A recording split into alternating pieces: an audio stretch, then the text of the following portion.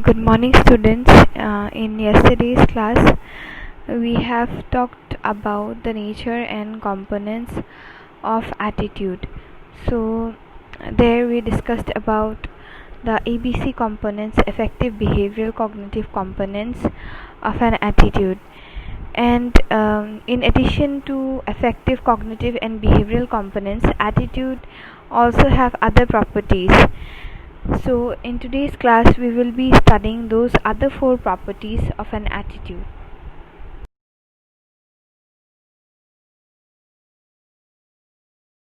The four significant features of an attitude are: number one, valence, that is positivity or negativity.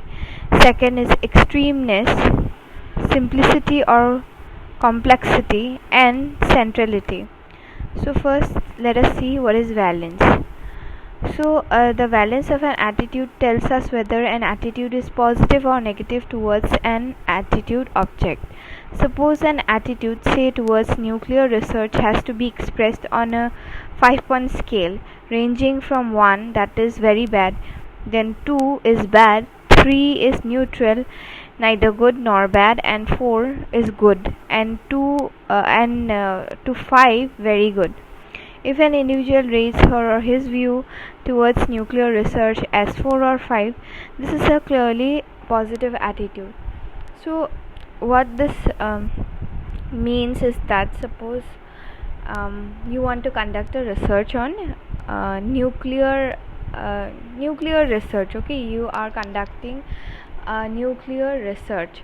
So you ask people to give their opinions. Okay, whether they have a positive attitude towards this particular research or negative attitude. Okay, so you divide it into a scale of 5, in which 1 will indicate that the attitude is very bad, second will indicate again bad attitude, third will indicate neutral attitude, fourth will indicate good attitude, and fifth will indicate very good attitude. So if I am marking 2, that means I have a bad attitude towards the research of nuclear research.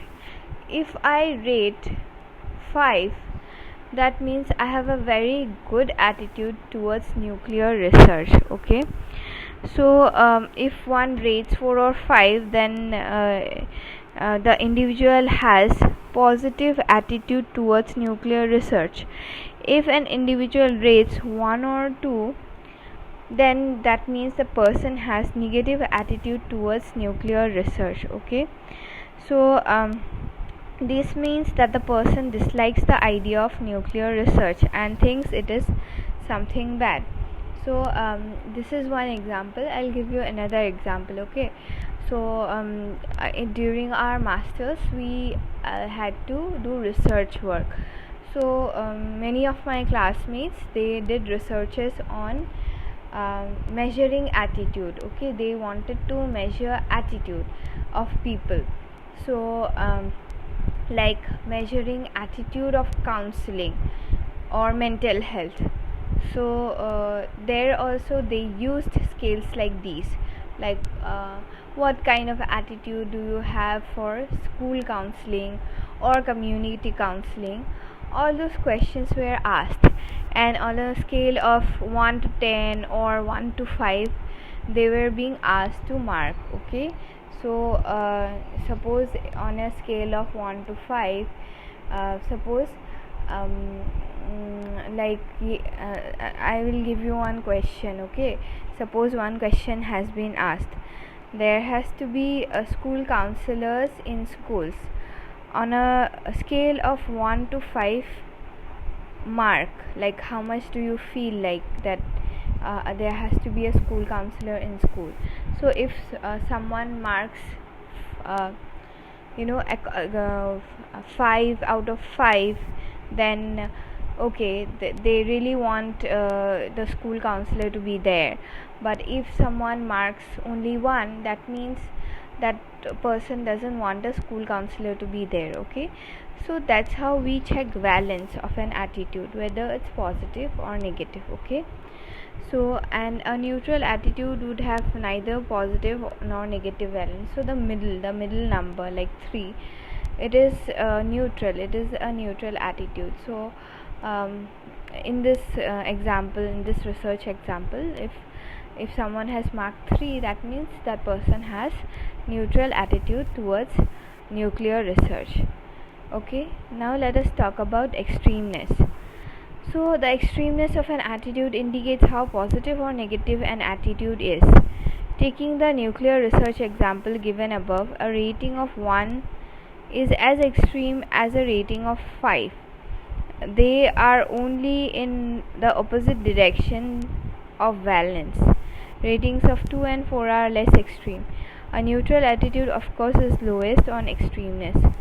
So extremeness is what? The extreme ends of a scale.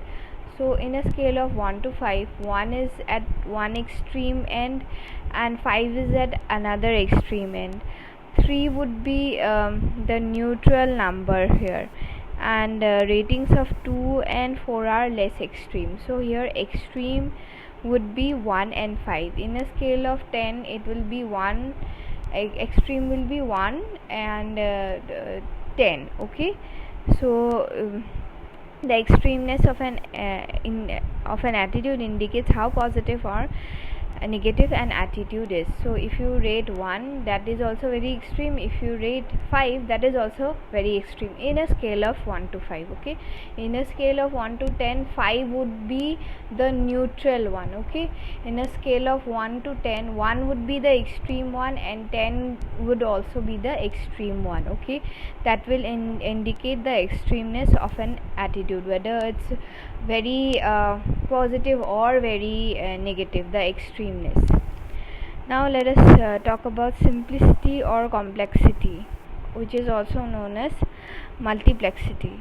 This feature refers to how many attitudes there are within a broader attitude. So there are other attitudes which are inside a broader attitude.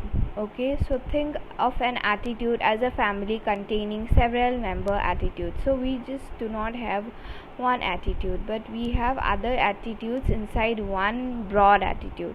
In case of various topics such as health and world peace, peace hold many attitudes instead of single attitude. Okay, so an attitude system is said to be simple if it contains only one or few attitudes, and complex if it is made up of many attitudes. Okay, so there is an attitude system also. So if there is just one attitude or there are just few attitudes attached to that one attitude, then it is a simple attitude system.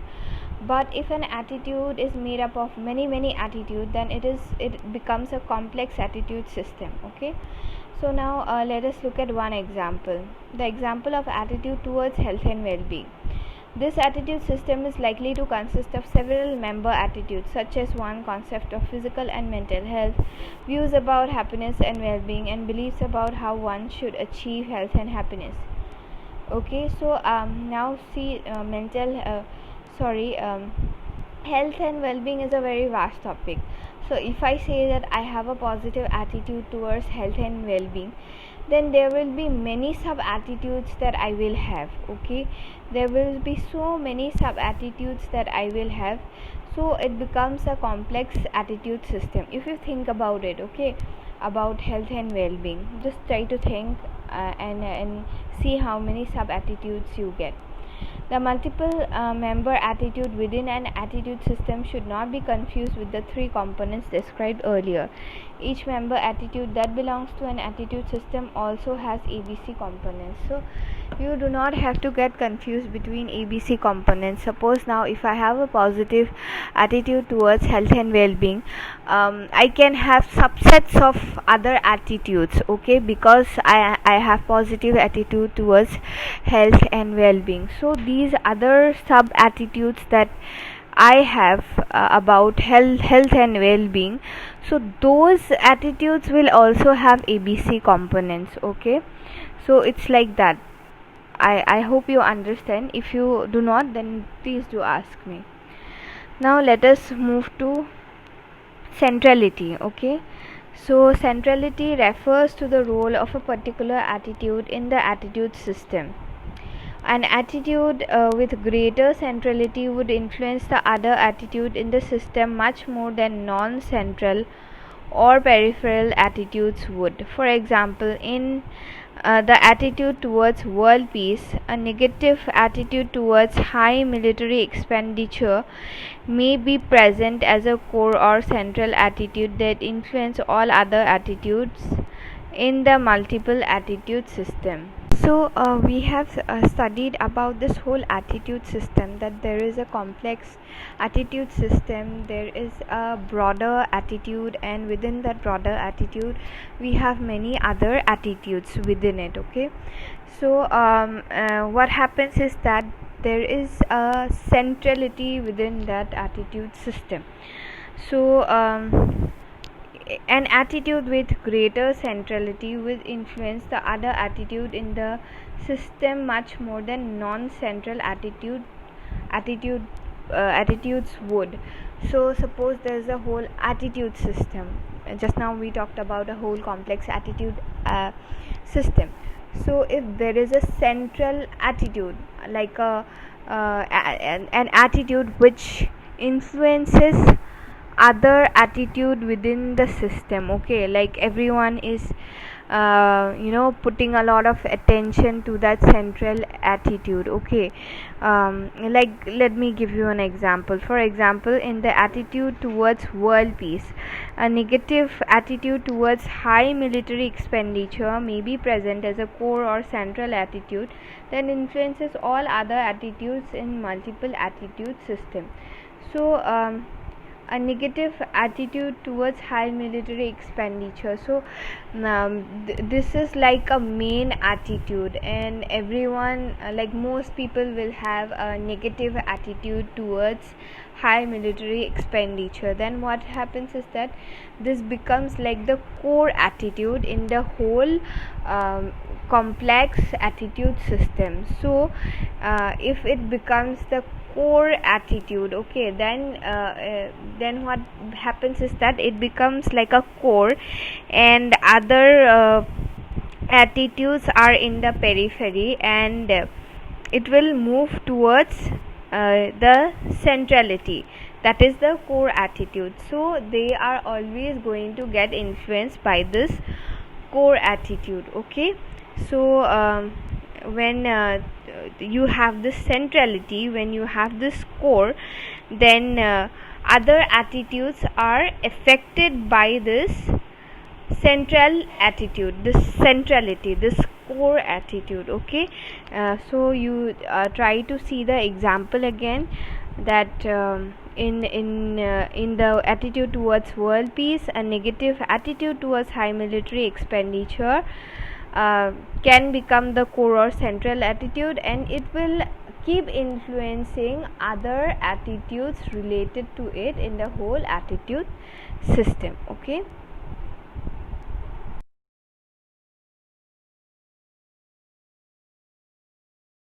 let us talk about now attitude formation and change. So now one important question is how attitudes are formed. Like many other thoughts and concepts that develop and become part of our cognitive system, attitude towards different topics, things and people also are formed as we interact with others. Okay, so there is a whole process of attitude formation. It just doesn't come as soon as you take birth. Okay, there's a whole process of attitude formation.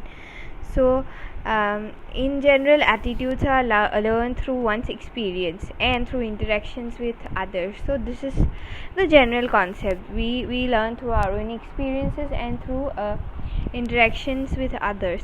So let us look at the details. How does it happen? Okay, so the process and conditions of learning may be different, resulting in varying attitudes among people.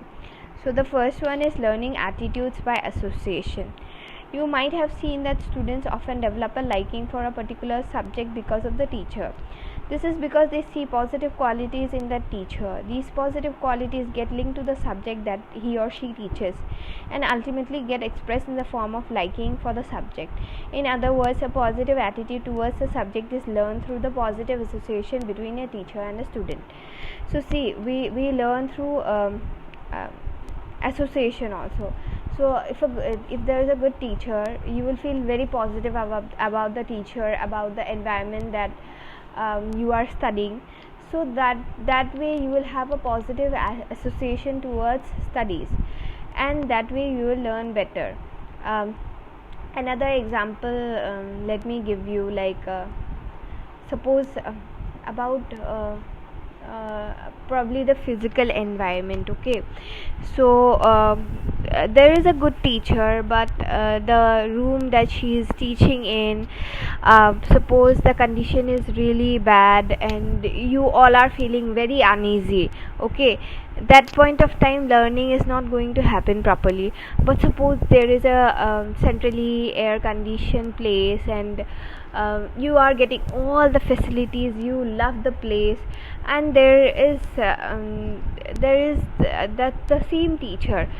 So you will associate that positive environment with learning, and you will learn better. Okay, so this happens. And not just learning, if you take examples, sometimes you go to a theater, a very good theater, and you watch a movie, then you will like the movie better than you have watched in your laptop. Okay, so that happens. Learning through association happens. We always association things that we do. Okay, so if there is a positive attitude, then we will learn better, and learning happens through association. Now let us look at learning attitude by being rewarded or punished. So if an individual is praised for showing a particular attitude, chances are high that he or she will develop their attitude further. For example, if a teenager does yogasanas regularly and gets the honor of being Miss Good Health in her school, she may develop a positive attitude towards yoga and health in general. Similarly, if a child constantly falls ill because he or she eats junk food instead of proper meals, then the child is likely to develop a negative attitude towards junk food and also a positive attitude towards eating healthy food. So now this example is very clear. Okay, so suppose you are a dancer in school and you are being praised for your dance performances, so you will see that you will keep on dancing, keep on making videos, and you will get validation from other people also about your dancing skills, that you are a good dancer. So you will develop a positive attitude towards dancing.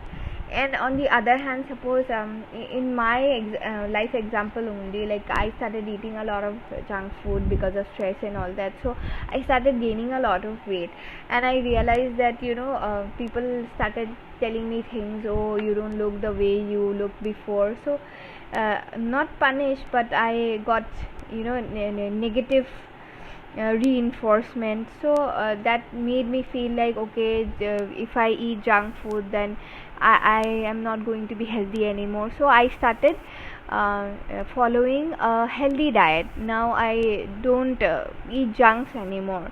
So I started developing a negative attitude towards junk food. Okay, so this has happened in my own life. So it always happens. If we learn attitude by being rewarded or punished. If you see if a child has broken something and his or her parents have punished the child for doing so, then the child is not going to break that thing again, and will know that, okay, breaking things is not a good thing, it's something negative, so he or she is not going to do it. Okay, now let us talk about learning attitude through modeling, observing others. So this is really common. Okay, So often it is not through association or through reward and punishment that we learn attitude. Instead, we learn them by observing others being rewarded or punished for expressing thoughts or showing behaviors of a particular kind towards the attitude object. For example, children may form a respectful attitude towards elders by observing that parents show respect to elders and are appreciated for it. So this is simply by observing, not through their own personal experiences or or through by association. So you see others, you see that someone in your class, suppose when if you think about your childhood, then suppose if you have seen that someone was very sincere and punctual, and that child was always appreciated for the same thing, that you will also start developing a positive attitude towards sincerity and punctuality, and you will also try to be sincere and punctual. So this is learning by observing or modeling. Now comes learning attitude through group or cultural norms. So very often we learn attitude through the norms of our group or culture. Norms are unwritten rules about behavior that everyone is supposed to show under specific circumstances. Over time, these norms may become part of our social cognition in the form of attitude. Learning attitude through group or cultural norms may actually be an example of all three forms of learning described above: learning through association, reward or punishment, and modeling. For example, offering money, sweets, fruit, and flowers in a place of worship is a normative behavior in some religions. Okay, when individuals see that such behavior is shown by others, is accepted and socially approved, they may ultimately develop a positive attitude towards such behaviors and associated feelings of devotion. So basically, learning attitude through group or cultural norms is seeing what people of your own cultural background are doing. Okay, so you start developing such attitude. Okay, so it can be learning through association or reward and punishment, like that. So like for example, I have seen, people when in our culture we are mostly asked to use our right hand while offering money or something in the temple. So left hand has been considered something inauspicious. I know it doesn't make sense, but it happens. So whenever someone goes to a temple or something, then you always offer your right hand forward. Okay, so that happens through learning through cultural norms. This is what we have been taught and we have seen, so we do it. Okay, so that happens and that becomes a part of our behavior.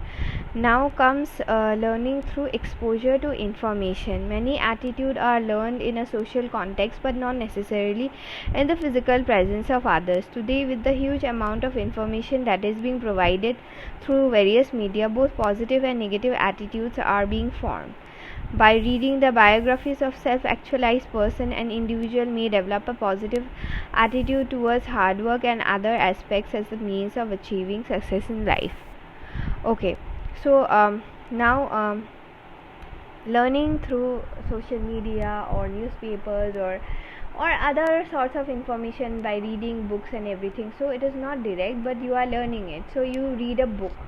Okay, you read some biography or autobiography and you get really influenced. You develop a positive attitude towards a particular person living his or her own life, and you try to imbibe those qualities, those attitude in your life. That learning is not direct, but you are exposed to information and you are learning through it. Okay, so that is learning through exposure to information.